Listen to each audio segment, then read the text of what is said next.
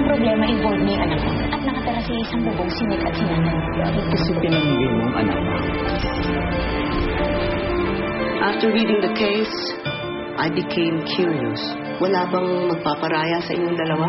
Sa mata ng batas, ako ang ina niya. Sa mata ng Diyos, ako. Hindi po ba pwede maging dalawa ang mami ko? Minsan mo lang nakita yung totoong nanay mo, nagduda ka na kagad kay Nanay Nancy.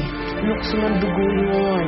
Hindi napuputol yun kahit na matagal magkalayo ang mag-ina. Itutuloy ko ang demanda at hindi naman kita uurungan. Hindi ka na makikipagkita sa kanya. Hindi ba't magkapatid po kayo at anak niyo po ako? Di ba't din tayong dalawa? Iuurong ko ang demanda. Huwag mo lang ipagkait sa akin ang anak ko. Sinabi ko naman na uulitin ko uli ngayon, Clarissa. Hindi kita mapapatawad. I have made my decision.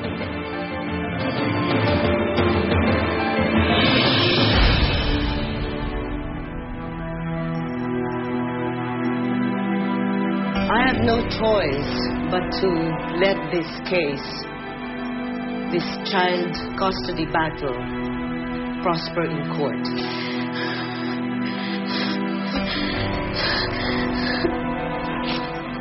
Walang gusto magbigay sa inyong dalawa. So, I will schedule the first hearing immediately, next Monday. This is going to be ugly.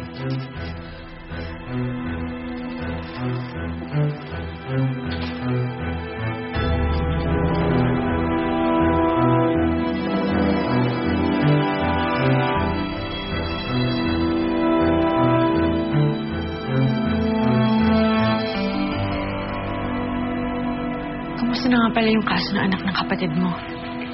Hindi ko alam. May mitigation daw sila. Lahat sila magkakasama ngayon. Eh, yung batang pinag-aawayan. Wala akong pakialam sa batang yun. Pati ba naman doon sa bata, galit ka? Noon pa man, mabigat na yung loob ko dyan sa sampid na yan. Yung ampon ng anak ng bayaw ko, lalo't nalaman ko sino yung totoong magulang. Hindi ba nila alam? Kahit na ano, pwede kong gawin. Nick, bata yun. Pati ba naman yun, gagamitin mo pa? Kung ako demonyo, ang ama ng batang yan, si Satanas. Pati na rin yung nanay, si Clarissa. Kaya kapag mamatay kami, sabay-sabay kami magkikita sa impyerno.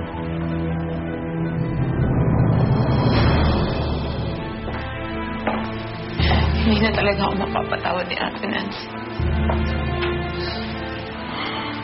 Clarissa, she will. Just give her time. Hindi, matagal nang galit niya sa akin. Tapos habang tumatagal, lalong tumitindi ang galit niya sa akin. Ngayon pati yung bata na dadamay, pati si Natalie na dadamay. Pinagkakait na sa akin ang anak. Clarissa, your ninang is still with you. I know that. But it's Ate's forgiveness that I need. Siguro, pag namatay ako, siguro dun lang niya ako mapapatawad.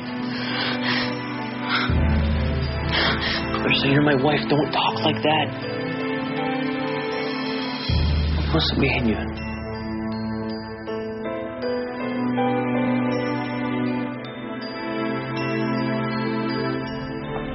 Harapan naman kung kumapit kasi inaanak mo. Ako ang asawa mo.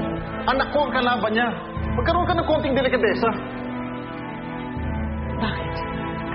Yan pinagmamalaki mong anak sa akin. May delikadesa ba siya? Nagmakaawa na nga sa'yo si Clarissa. Hindi mo pa makuhang patawarin siya. Malaki ang kasalanan ni Clarissa sa kanya. Lahat tayo makasalanan. Hindi naman tayo magkakaroon ng kapatawaran. Ikaw ba wala kang kasalanan sa akin? Ay, tay! Huwag kayo mag-away. Muni na, I'm sorry.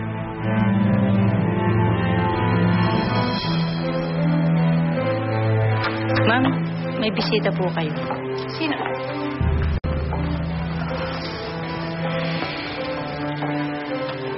Anong kailangan mo? Gusto ko lang sanang humingi ng sorry sa'yo. tungkol doon sa huling pagkikita natin. No? Pwede ba tayo mag-usap sandali? Jerome, baka pwede mo kami iwan muna. Ayoko na. Not this time. Whatever you have to say to my wife, dapat sabihin mo sa harap ko.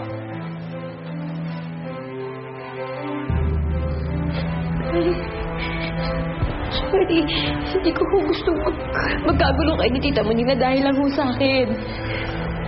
Hindi mo kasalanan. This was bound to happen. Mula nang malaman ko na may anak pala ako kay Nati. Nagsimula ito. Kasalanan ko.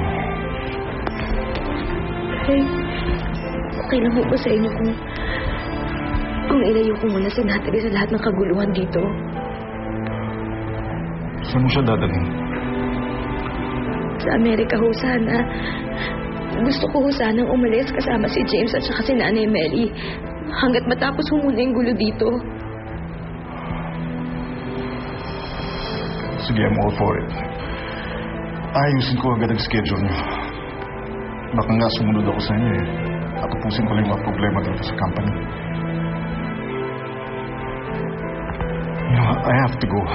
Siguro mag-hotel muna ako. Papalamig muna ako. Too much.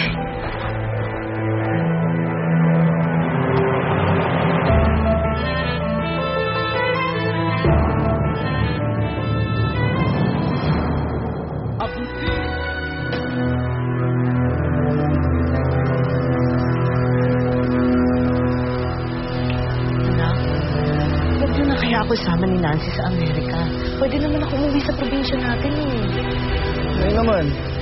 Nay, alam niyo naman na hindi ganun kalaki yung matutulong ko kay Nancy pagdating sa pag-aalaga kay Natalie. Iba yung buhay Amerika. Eh, kailan ba balak ni Nancy na lumipad papuntang Amerika? Hindi ko alam eh. Ang alam ko lang, pinag-uusapan nila yung Tatay Ralph ngayon. Saan kaso? Okay naman. Pero yun, friends. Pansin ko kasi parang hindi na pumapasok sa school ng bata eh. Bakit alam mong hindi na pumapasok sa school si Natalie? Bakit naman na naman ba siya? Sandali, ano ba? Ano bang plano talaga ni Nancy? Tinatago ba niya yung bata sa akin? Well, kahit sa akin, ayaw nila ipakita si Natalie. Ano ba talaga ang plano? Gusto ko lang na huwag madama yung bata. Madami saan? Ayaw madami sa pag-iig.